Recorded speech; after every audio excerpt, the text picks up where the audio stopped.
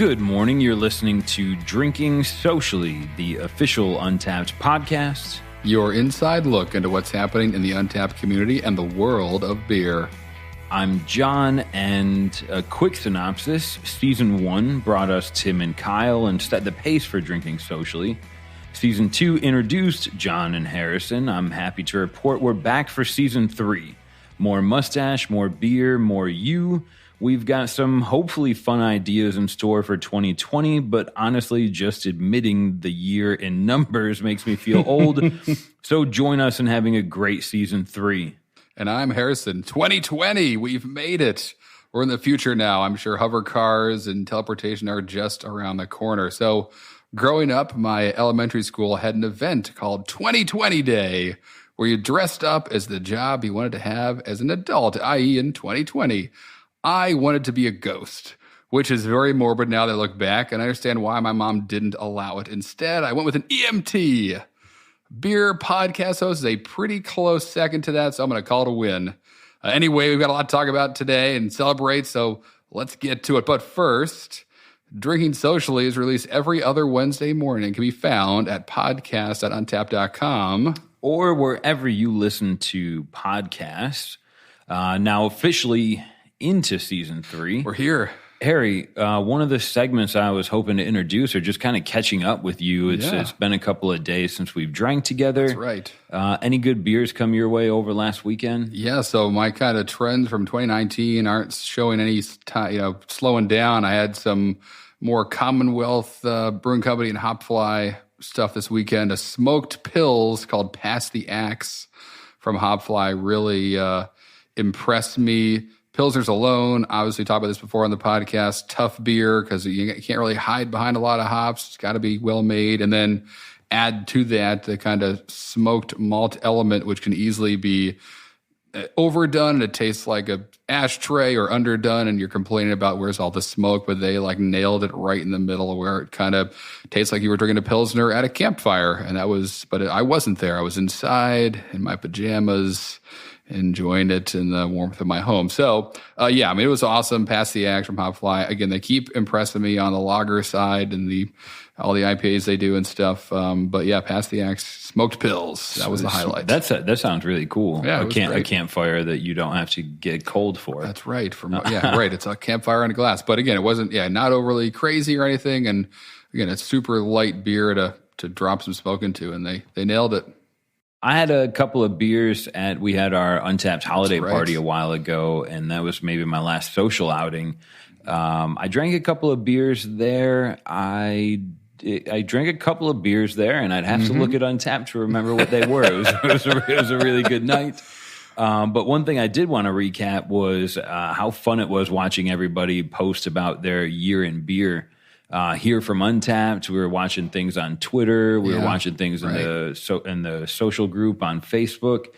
So it was really great to see people just kind of reflect on 2019 as we now welcome 2020. That's right. One cool thing they should still be running through today, January 1st. That's right. Is you can see your stats like that all year long if you want to be an Untappd supporter. You get a couple of perks. They're running a coupon code, which, like I said, should be expiring today. It's YIB 2019. That's going to give you 20% off the first year you're an Untappd supporter. That's pretty cool. And you'll have access to stats like that all year long, so you can just nerd out like I do. Right. But yeah, the map, a lot of people are talking about the map. The map is very cool, especially if you travel around and drink a lot around the country, the world, whatever you're doing for whatever reason, to look back and see kind of where beer took you over the past year. Got a couple trips planned up for myself, so it'll be fun to look back and see that in a year, but also follow along throughout the year as an Untappd supporter myself now. But yeah, cool stuff. All right. Moving on to that, we tried to find some New Year's themed beers, right? Some celebration beers. Initially, we were talking about maybe doing a Brut IPA to play on champagne. Right. Harrison, you were talking about a beer from Canada that the end of the world, Untappd, yes. Which again, classic beer from there. Yeah, talking about maybe doing something barrel aged and crazy. So got a couple cool things lined up. Some of those things came true, kind of.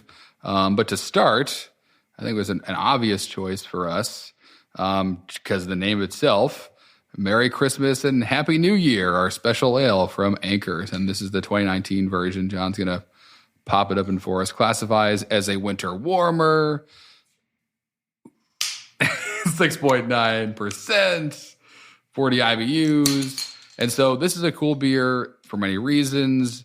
One of them is that it changes every year. So the 2019 edition, they're quick to point out, slightly darker than the 2018 version of it. Look at that. Let me see here. As I'm pouring it out into the glass here. Exactly. It looks in the glass, it's quite dark, but pouring it out, it's this is listed as a winter warmer. The color, as I'm pouring it, reminds me of a brown, a double, a dunkel. Super dark brown. They're saying toasted caramel and coffee flavors, a subtle hints of Mexican chocolate, rounded out with some herbaceous spices. Which sounds amazing. And they do always do like a cool illustration on the bottle each year of the Tree of Life, a Western arbor vitae, which is like just a pine tree, I think. But looks like a Christmas tree. Right. Yeah. But cool little kind of story they share about it. That these evergreens that are kind of native to Northern California, where Anchor obviously is, used to be considered have medicinal purposes, hence the name, the Tree of Life, the nickname it was given.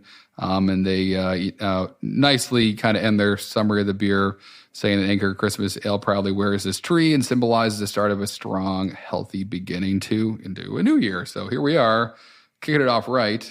So let's get into this thing, John. Let's see what we got here. Happy New Year, Harrison. Happy New Year. Ooh. That's a good nose. Not too, I don't pick up a lot of the herbaceous. I almost, whenever I hear that word, I think of something like Fernet Branca this smells just like a sweet Belgian double is what I'm thinking in my head as I look at it. Ooh. Huh. Definitely tickles the tongue. There's lots of, kind of like toffee caramel things happening. A little bit of chocolate on the end as it keeps going. Interesting.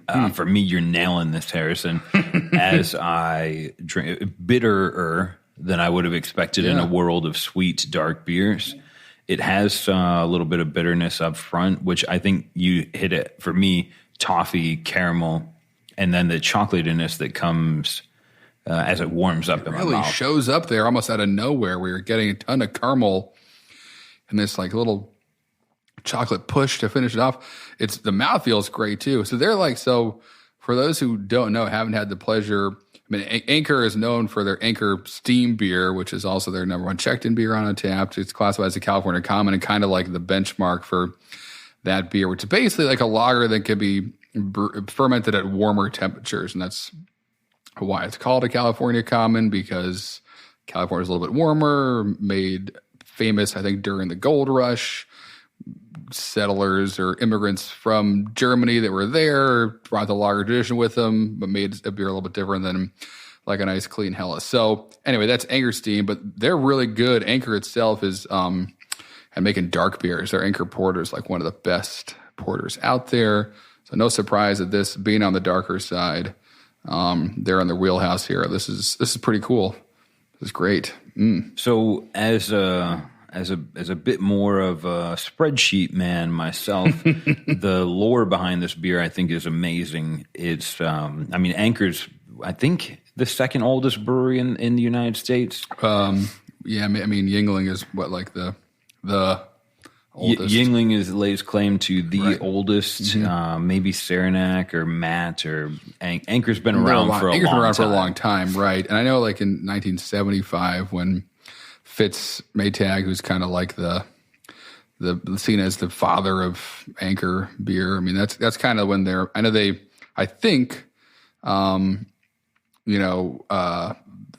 might have existed before in another name or ownership or something, but I think 1975 is the year a lot of people throw around for like the Anchor as we know it today existing for the first time. which is pretty cool. So I've been around for a while. And so one of the things, like, is my job before working at Untappd was, when you would walk into a retailer, I would help you find the right beer. Right. Which meant I had to have it, and I had to know how to find the right beer for you. This involved for me just learning those kind of nuances. And in this beer, there could be a movie. It was first produced in 1975, so it's old enough to drink itself. Right. It's older than probably most of the people I know. Mm-hmm. And actually, it was 65. It was 10 years before he bought it from the company that owned it before him that had been around since 1896, and it was bankrupt or going bankrupt. And then, Frederick Louis Maytag, or Fritz as he's known to people in the industry, bought this guy in 1965, Anchor Brewing, and now, kind of is what it is today.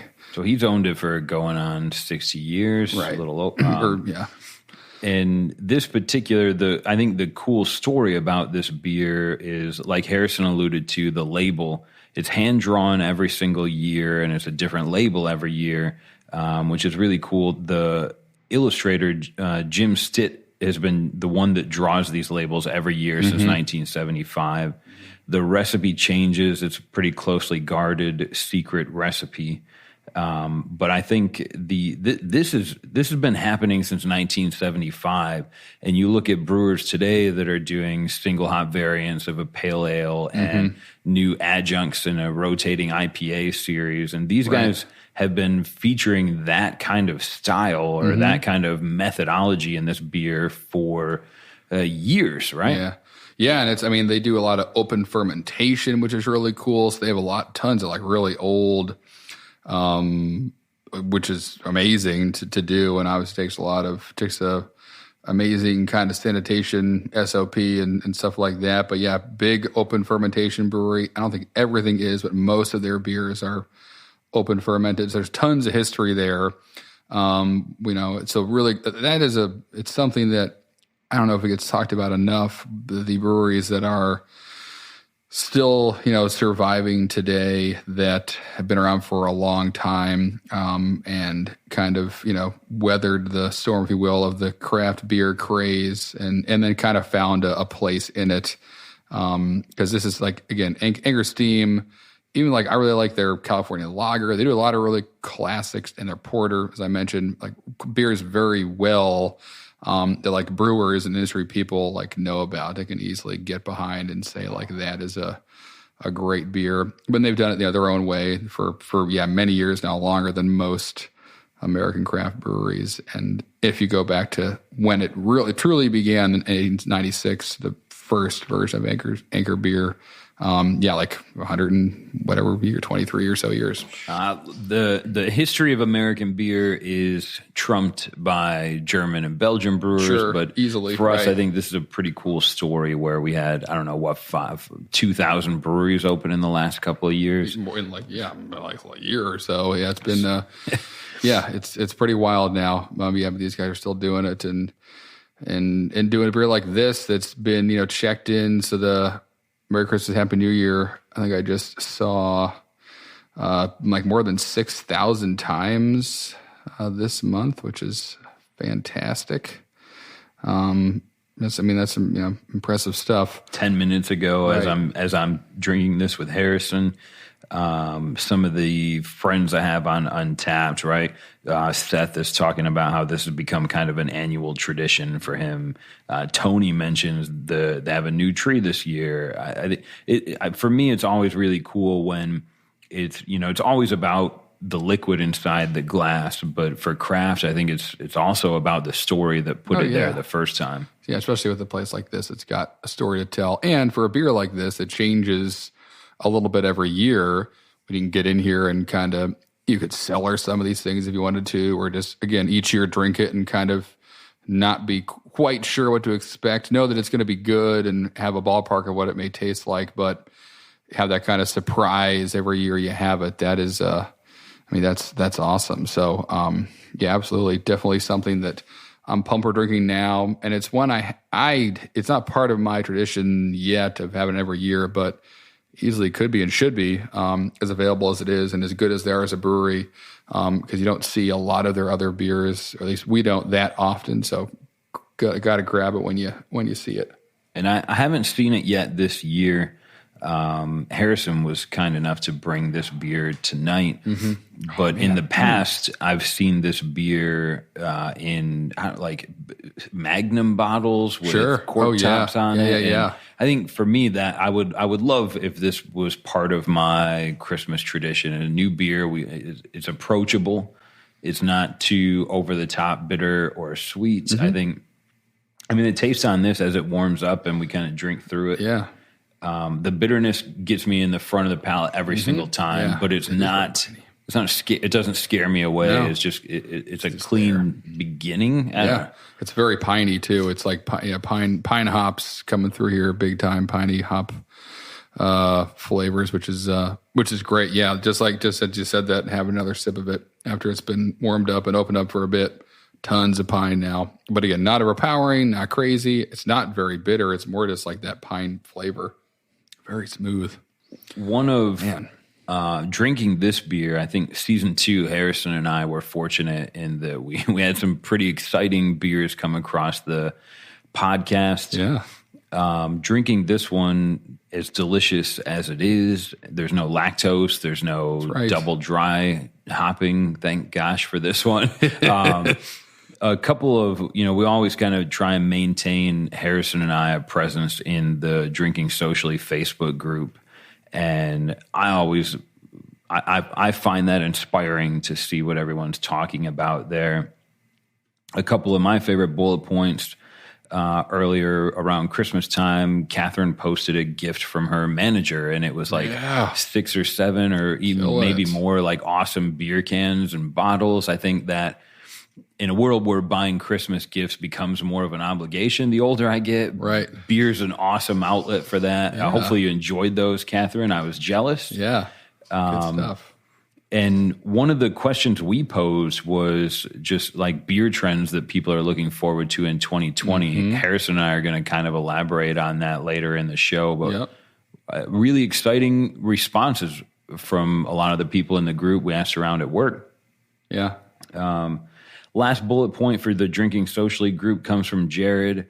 And this was a cool question, honestly. Is there a reason a brewery would not put a brewed on date on their products? Sure. And I mean, every brewery is probably going to have a different answer, but I immediately said we should ask Harrison about this one. Yeah, and I answered it partially in the thread in the group. So again, if you're not part of that group, jump on in there. All are welcome. But to kind of elaborate on it a little bit more, it is, so if it's a large regional brewery or even like a large brewery that gets mostly distributed across most of your state, I mean, it's big enough and, has and been around for a bit, they should have a brewed on date or a packaged on or a bottled on or a Best Buy date, something like that on there. But for most of the breweries that are smaller, independent, just starting in year 1 or 2, maybe they don't have their own canning line and they rent one. Maybe they just got one. Like it's an investment. Like we didn't get one at Neshaminy Creek until we were around for probably 4 or 5 years, and we had cans that we'd Pack Tech, which is just that plastic kind of 6-pack holder you've probably seen for cans. It's the Pack Tech's the name of the company that makes it. Most of them, we'd like put stickers on them with the dates for the 6-pack, but it just like when you're looking at what do we need to get, a bunch of grain and a bunch of hops or this, $70,000 laser machine, it's like, well, right now we lasers. Need, right, as exciting as lasers are and all that stuff, you kind of need the ingredients, and that's just what you'd prioritize. And I imagine most breweries, again, if they're on the smaller side or they're growing or they're new, it's not something that just comes with your bottle or your canner. Like most of the time it's an addition, or it costs more when you get it, and like considerably more at least. And that was when I was told it was enough to be like, I mean, I remember when I was there, the different companies that came in that we talked to that gave us quotes, it was like 4 or 5 different companies. Like we took a lot of time trying to figure it out because it was a pretty legit investment. So that's probably why. It's just, the barrier there being budget priorities and other things coming first before that. Now, I did make the point of like, it is really important to do, and that's why we would, every time we packaged a beer, we would take a whole case and put it in our lab that had the batch number, the date we canned, all that stuff on it. So if there was ever an issue in the field, or we just wanted to see, we do it for, I've mentioned before, we did a lot of tests in-house. Every Wednesday we do sensory tests, and a lot of that came from like, all right, this is our pale ale we packaged 6 months ago compared with one that we packaged last week, put them back next to each other. What do we taste? What's different? Why do we think it's different? That sort of stuff. So help with education, help with like the quality control we do, knowing at any given moment that every beer we had out in distribution somewhere, we could go in our office and go, okay, if something's goofy going on out there, we can test it here and kind of see how we can learn from that. That never happened while I was there, but you want to be thinking like that. If it kind of, to me, it was, I knowing we did that in the back of my head, I was like, it was something that I took a lot of pride in, knowing we cared enough about our product and the consumer's experience with it to cover, just to make sure that if there was ever an issue, we could figure it out and make sure it never happened again. And that's how you do that. And you don't know, you can't track that unless you're tracking when it's been packaged. So it's important, but easily could see why other things are more important to a brewery that's trying to grow, pay their employees, all that stuff. $70,000 is, two people's, whole salaries for a year if you're working at a brewery or whatever. Really true. So it's just a decision you have to make. But that's probably why you're seeing that, Jared, and anyone else who's seeing it. A lot of people commented on that. Tough question to answer for sure. Every brewery might make that decision based on a different reason. But as a consumer, I can definitely agree. Telling me when to drink it by is nice, but telling me when you made it, that's sure. Valuable information for me as the consumer. But still, I understand the nature of the economics that go into just getting that beer in a can and on the shelf. One of the interviews we have kind of queued up for season 3 is with a brewer in North Carolina who has opted to kind of say, I'm going to spend a little extra money. All of his 6-pack holders are essentially made of fish food. We live on the coast and he brews on the coast. So I'm really excited to get him in here and kind of talk about how he made those decisions. To say he was going to spend a little bit extra on packaging and hopefully have a better footprint for it. Sure. Yeah, I'm excited for that. That'll be great. So keep an eye and an ear out for that coming up. One of the things I know you were excited about, Harrison, and Untappd finally released some new core badges. Yeah. I know it was everybody gets a little anxious, right? Right. And they finally went live like right before the Christmas season. I know they've been unlocked a lot. Harrison it broke it down with me. We were talking about it earlier. Essentially, so not to read from text, but we've got Wake Up and Smell the Coffee, which is a badge for drinking into coffee stouts and porters. Beyond the Shadow of a Stout is for checking into any variant style of a stout, which is great because most of us have maxed out our stout badge. Yep. Shake It Up goes for any milkshake style, milkshake IPA, double milkshake pale ale. The next one was really exciting. Pass the Guac. You check into a venue that has a category of a Mexican restaurant. I checked into a lot of Coronas last year. What I was gonna say. I'm excited to earn the Guac badge. And then the 5th new one they released was You Don't Know Brett, which you have to check into a beer with the style Brett beer or American Wild. All those are levelable up to 100, and all of those were voted on by you guys. We're already starting voting for the next badge updates. We'll put a link in the show notes, but as we look through those, there's definitely some trends people were talking about in 2020. I hope we come back to regular beer styles. There's lactose in everything. What if I'm lactose intolerant?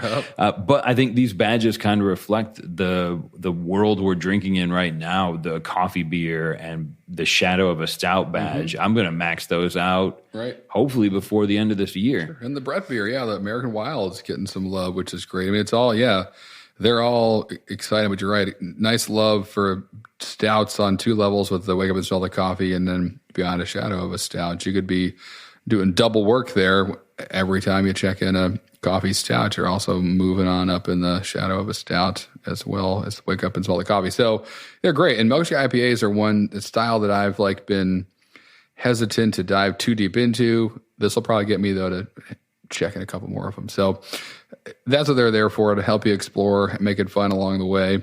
And this is another great batch of core badges. Excited to see what's next, but also check all these guys out. One kind of fun game I used to play in my early days at Untappd was how do you earn? And years ago, earning 3 badges in one beer was. I would figure out a way to screenshot that and post it on Instagram myself. This particular, so I'm thinking this through. You have to drink a breaded coffee milk stout with lactose at a Mexican restaurant. You still it won't fall in the shake it up bill for IPAs, but a breaded coffee milk stout at a Mexican restaurant, I think that'll get you 4 out of 5. That's good. That's a heck of a Mexican restaurant. It goes well with tacos too. It sounds like that'd be a good combo there. I think on Untappd's blog and most of what we saw on social, I think the coffee one's really exciting and reasonably so. Sure. Yeah, that's probably what I'm most excited about. So got to get to work on that quickly in the near future. Going through that pretty much sums it up for our first beer. We're going to take a break for our show sponsor, which is someone you should be familiar with. We're going to come back with the second beer and make sure to check the notes and start voting on the next round of badges.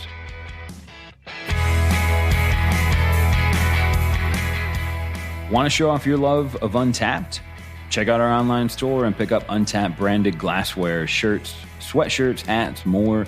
Depending on how hot or cold you are, go to store.untappd.com and enter the coupon code podcast when you check out.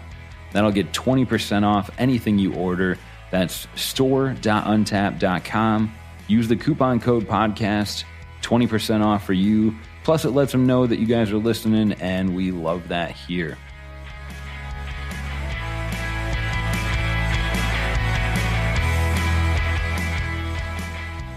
All right, coming back from the ad, this beer I'm really excited about. Yes. I agree that traditional styles of beer are more exciting to me in 2020 than they were in 2018 and 19, but I'm a son of a gun for whatever is happening with this beer. Yes. Harrison brought this one in for our first episode of Season 3 in 2020. It's called Java Nog Cream Stout. Hey-yo. The name is almost oppressive or scary, but it sounds like eggnog, and I'm 100% in. Harrison, where'd you get this guy? What's going on with it? Yeah. So this one comes to us from Haw River Farmhouse Ales. It is described as a stout, so milk stout.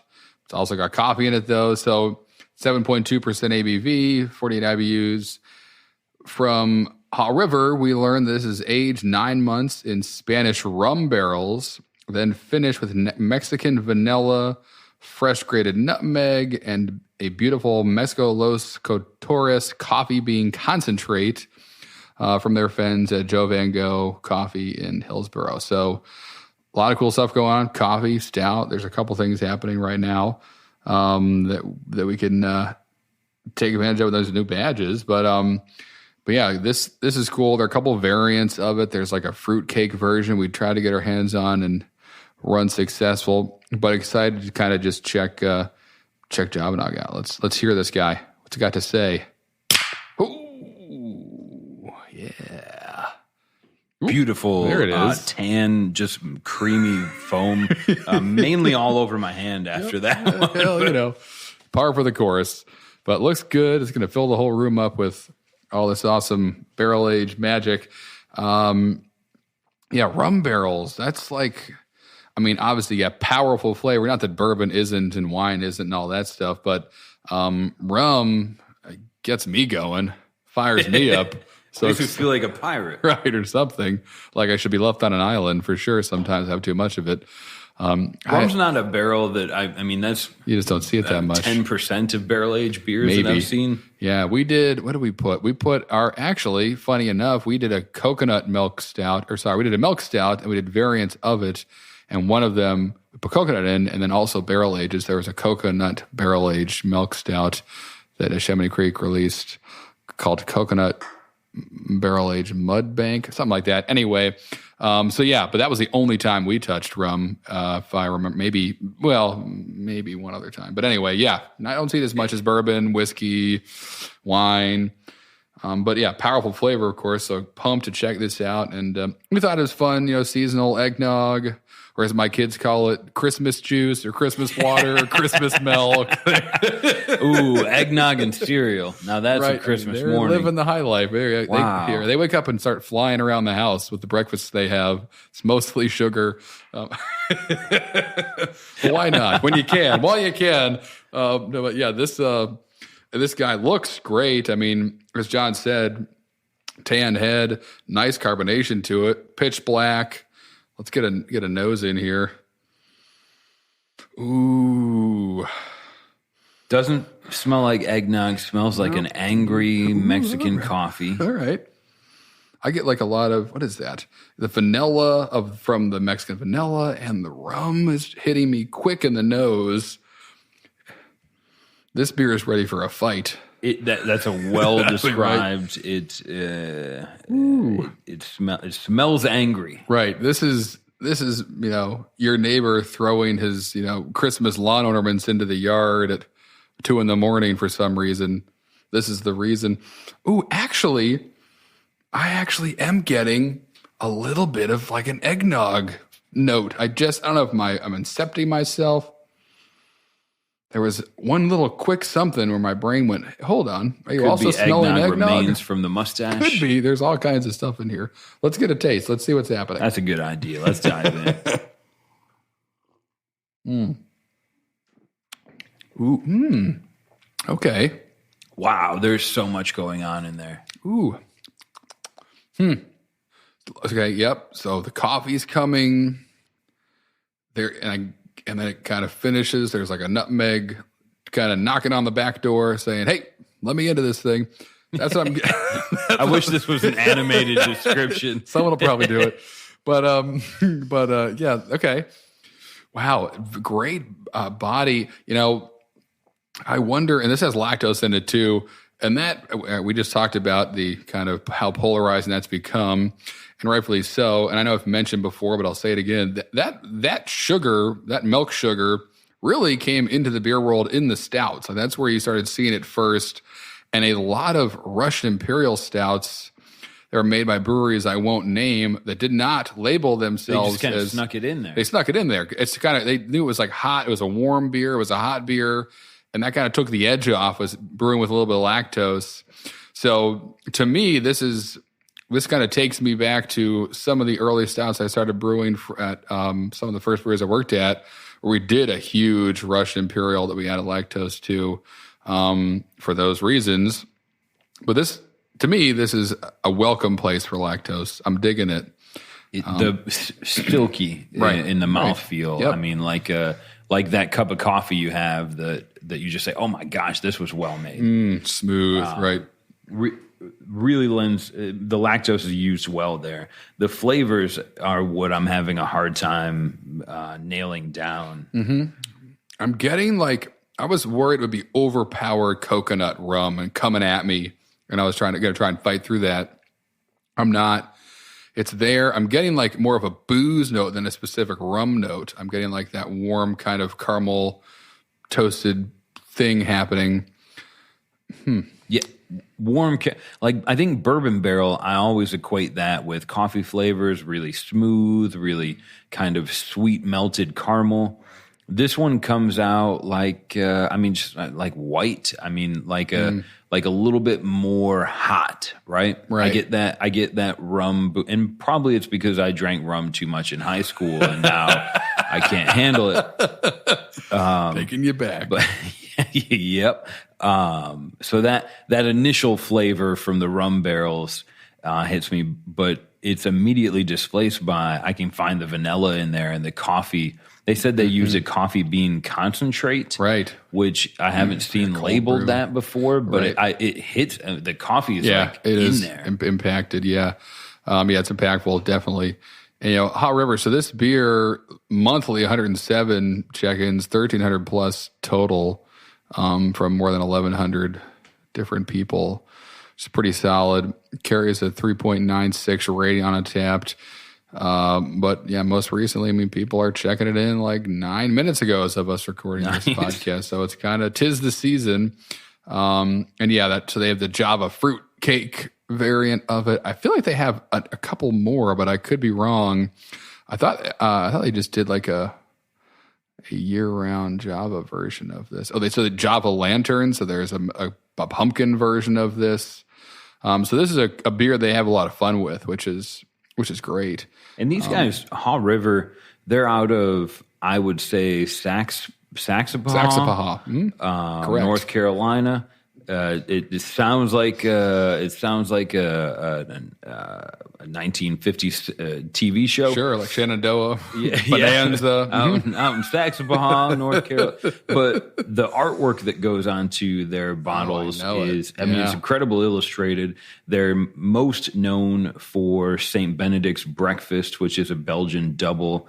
And then if you read through the beers that get checked in the most, Belgian Pale, Farmhouse Saison, Belgian Triple, Belgian Strong Golden, Belgian IPA. So you can kind of get a feeling that these guys have set up shop in that French-Belgian-inspired brewing methodology, which is nice because in a world where I can find a cinnamon coconut stout, and 9 times out of 10, it tastes like a cinnamon coconut sweet roll. Right. This one with the Belgian inspiration, for lack of a better term, it doesn't strike me as a very sweet, overpowering, cloying stout, which sometimes I love, but this is a nice change of pace. Yeah, this is not a pastry stout or anything like that. If you're maybe wondering with all the stuff we mentioned in it, absolutely would not qualify it as that. And they do, just to run through these, so they have Java Berry Cream Stout, where they put 800 pounds of fresh blueberries in this base beer. Java Hollow, which is like a more coconutty version, toasted roasted barley.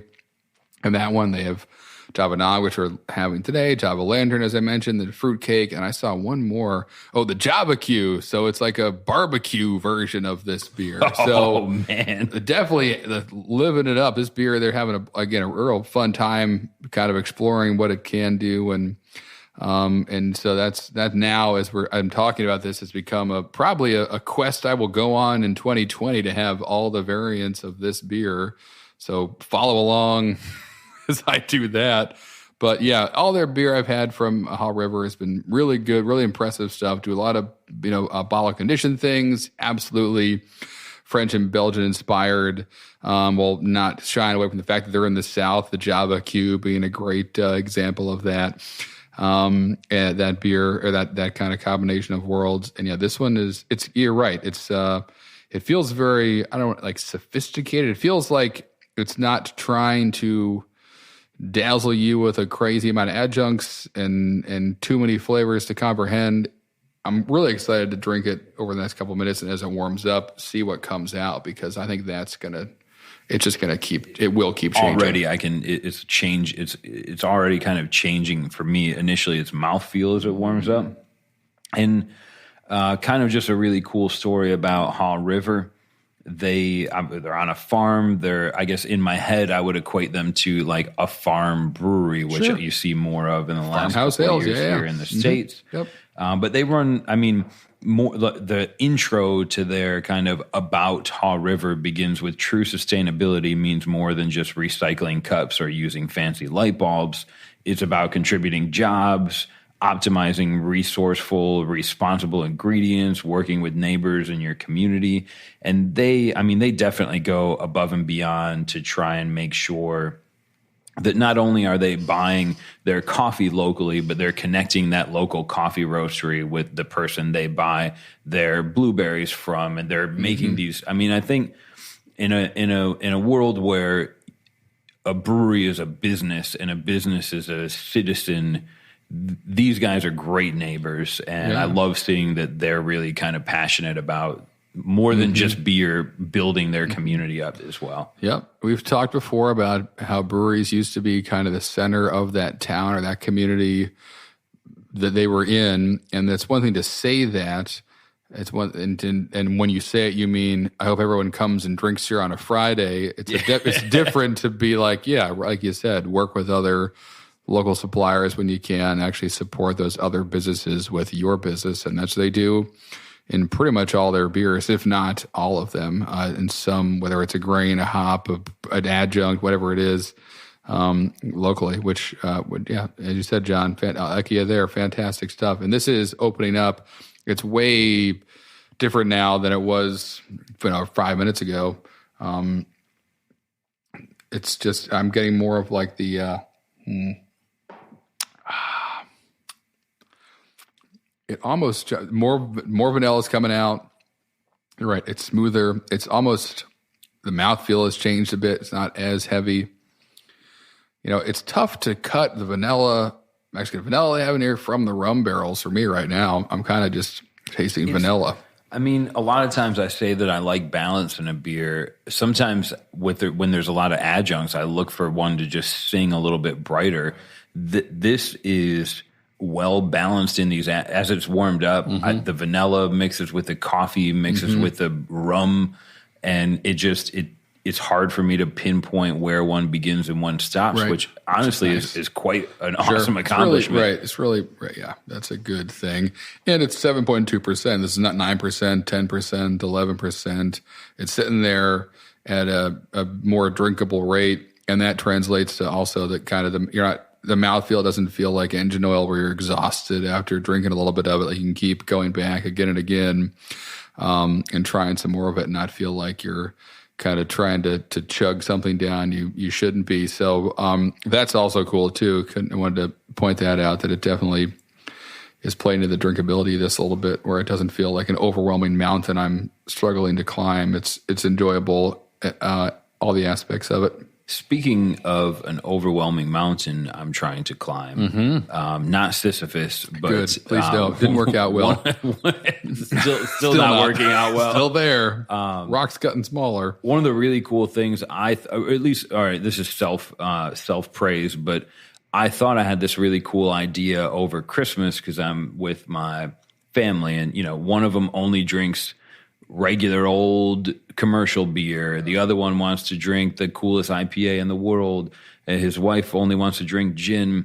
So I have all these growlers, and I'm not a really good bartender, but what I ended up doing is just mixing up some cocktails and putting them into growlers and bringing those, and just like a 4-pack of my favorite beer, putting the growlers in the fridge. Thought it was a great way to reuse old things, and man, were those tough. Don't make a 64-ounce Manhattan.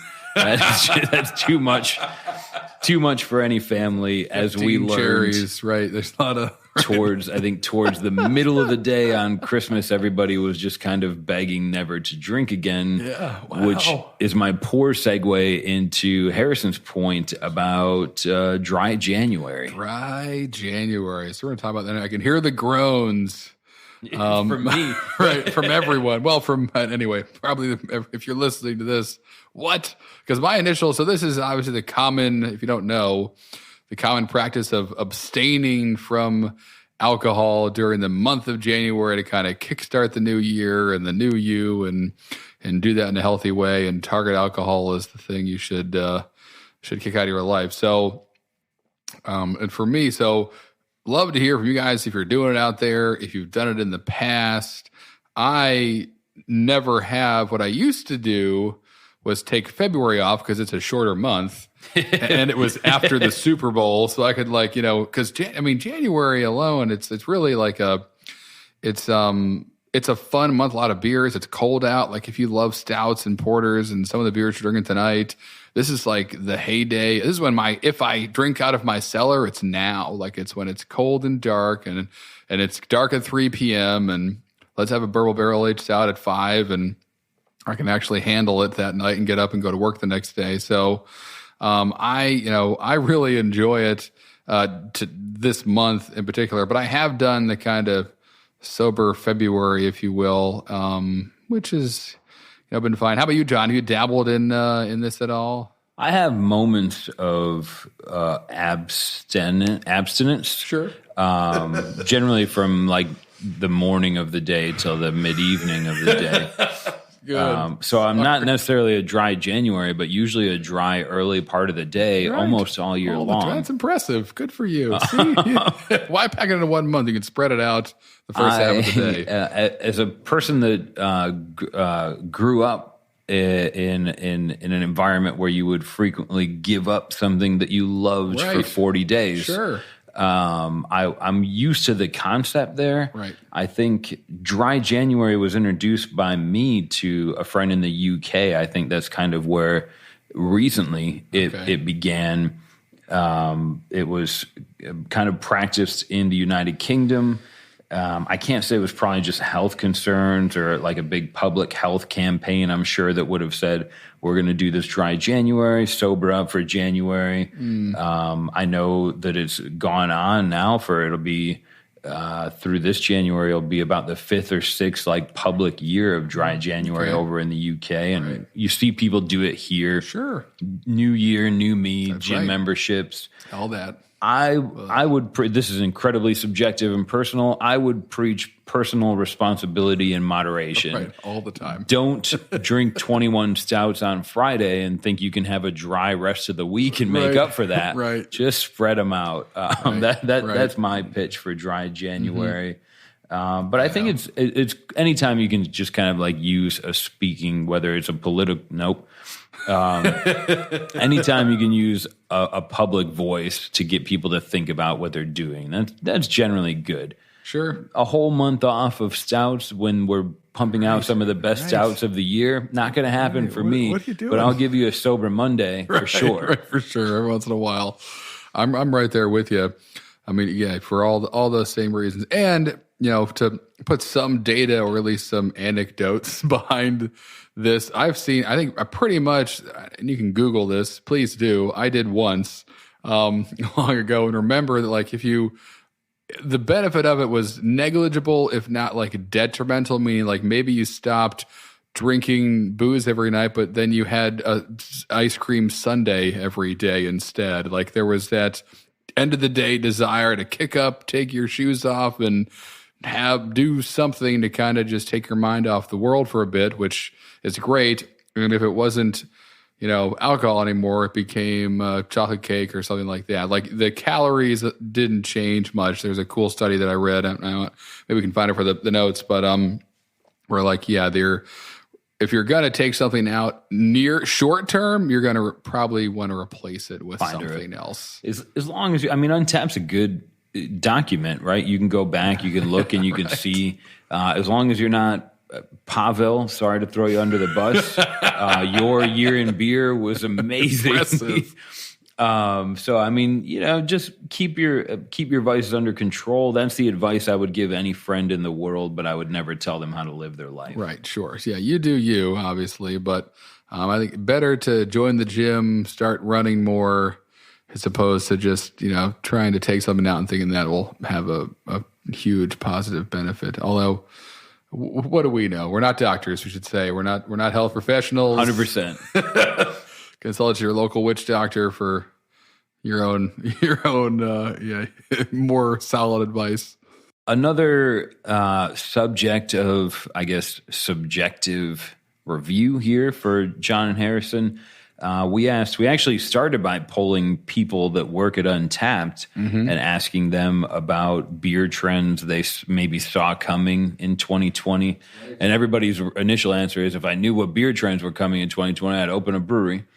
But the data can point to certain directions. Your opinion will point to certain directions. So then we asked our friends on Untappd Facebook group for drinking socially, and the responses, there was some interesting, or I guess smart outliers. Sure. The first response comes from Alan, who said, "I'm looking forward to the rise of the clean beer lagers," and we kind of said sure, not predictions. What are you looking forward to in 2020? Right. DJ made a post about maybe not specifically a beer style trend, but I'd like to see 16-ounce variety pack cans, which would be, there's only one brewery I can think of that did a variety pack of 4 16-ounce cans, and it was 3 of the same stout and one of them with a whole bunch of ghost peppers in it. Right. It was fun. But if I could pick up a 4-pack, I think that's a great idea. Harrison, you were talking about something about Costco was doing? Yeah. I mean, if you have a Costco membership, Sweetwater Brewing Company out of Georgia, they have a variety pack there of 4 different 16-ounce cans of their beer. It's usually like $4.20, and if they're IPA probably, and then 2 other rotating ones that changes seasonally when you go to depending on when you go to Costco. So that's one way to go kind of experience it now, but I'm right there with you. I mean, it's such a great vessel to enjoy a beer out of, to have a little, why not have the variety pack, go to 16-ounce cans as most other, or 19.2 ounce cans, the smokestack variety pack that has their stovepipe, whatever it's called. Stovepipe. Yeah, one of those things. But yeah, I hear you. And I'm sure, I bet you someone will do it. I know, what was it? Sweetwater, again, also put out their guide beer in 16-ounce, I think 18 packs, which was their lager, their 4% lager, which I enjoyed. A lot of this beer summer. Right, it's a lot of beer. So that was drinkable. But super drinkable. It's for a hot minute there in the summer, that was my go-to. So Sweetwater's making some moves there. I'm sure they won't be alone, though. That's a good one. I'd put my money on that happening somewhere.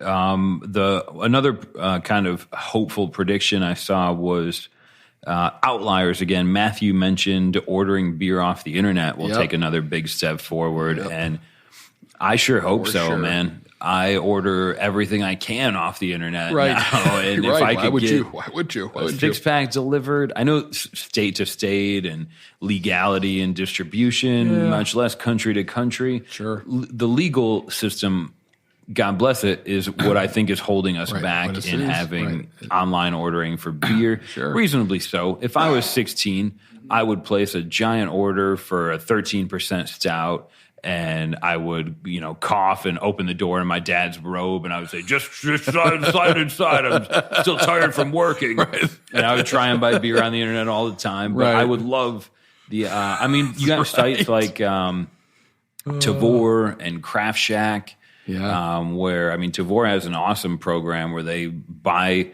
and sell beer based on the Untappd rating, and that's more online beer. Yeah, I think it's going that way. You're right. There's some legal things in the way, but that someone throws enough money at that and that disappears. So we'll just see when it happens. If it's this year or not, I don't know. But that is the future. I don't think you can really debate that. Overall, though, so aside from, there's probably a couple other outlying predictions that people are looking forward to, but I think the majority opinion can be paraphrased in saying, I'm looking forward to going back to the roots, if you will, some traditional style beers. There were kind of references made to Germany's done this for 500 plus years. I think they've got it figured out. Let's celebrate some German lagers and I love it. Go back to a stout for stout's sake without a whole bunch of adjuncts.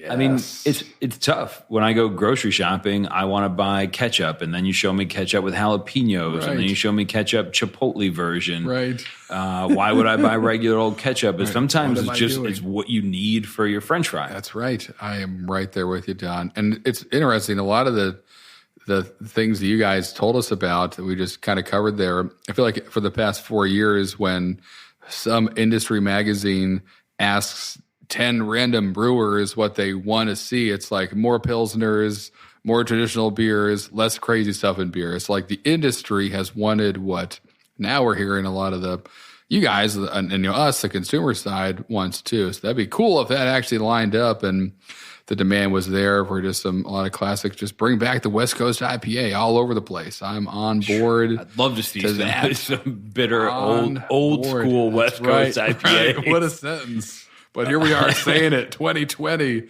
the future. Yeah. I mean, like, we kind of made mention or alluded to some of this in season 2 where the brewers like Dogfish Head and Sierra and some of the guys that will be credited for kind of creating the craft movement. In the beginning, everybody said, why don't you just, put Bud Light on tap? You've always had Bud Light on tap. Put Bud Light on 20 of your taps.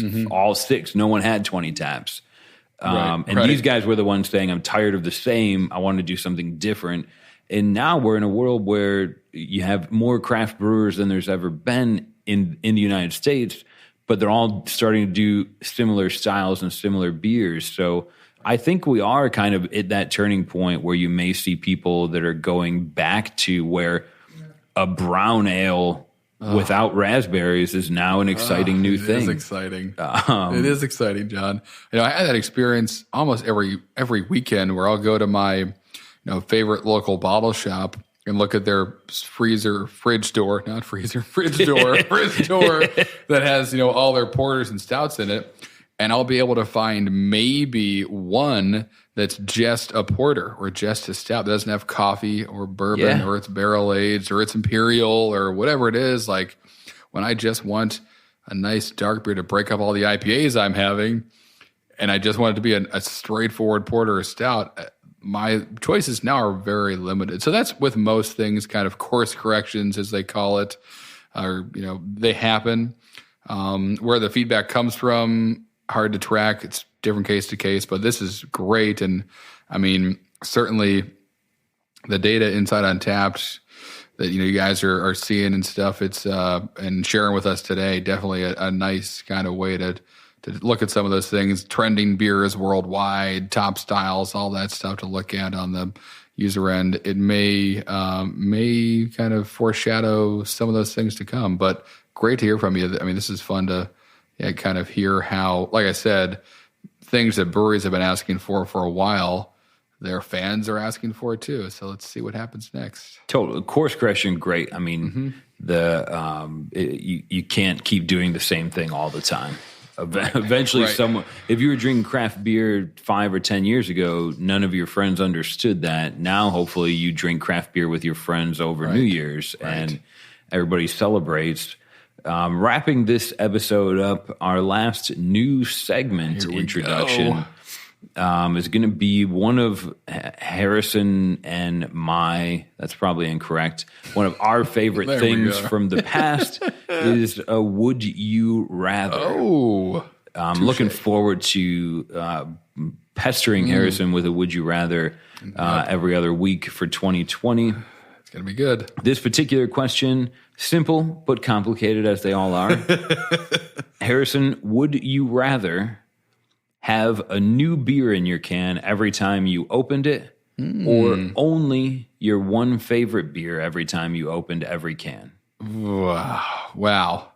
That would be interesting. And to be fair, how it's worded is every time you drink a beer. If it's every can I ever open is my favorite beer, that is the world I want to live in. Where no more sodas. Much like the king that turned everything to gold. Right. Every beer you touch turns into your favorite beer, which is probably Sierra Nevada Pale Ale or Celebration. Yep.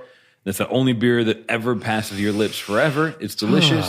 Or every time you drink a beer, it's something brand new. Man, that is the crossroads. That is the that's a tough. I mean, you're right, simple, but I'm being pulled towards my favorite beer every time, which you're right, probably would be Sierra Nevada or Two Hearted or something like that.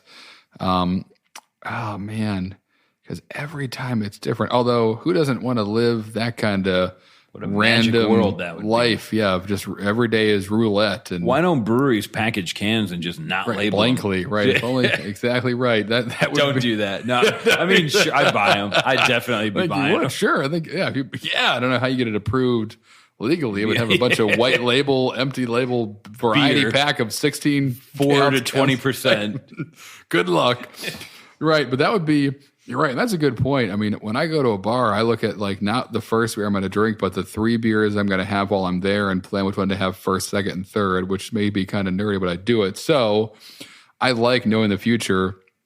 If I just got a can that's magic and opens up and I have no idea if it's a 12% stout or a near beer every time I have it, or a hibiscus cider, that I don't know if I would like that much variety. That's too much variety. Will that scare you away from variety overall? It might. Although, just like we said, course correction. Maybe I'll be scared in the beginning, then have like a Rocky-like montage where I'm training and opening multiple cans and chugging them with a blindfold on, and from smell identifying, cider, stout, porter, and then I become master of the unknown, and I get to wear a cape. Ultimate Cicerone. Right, I get to wear the cape all the time.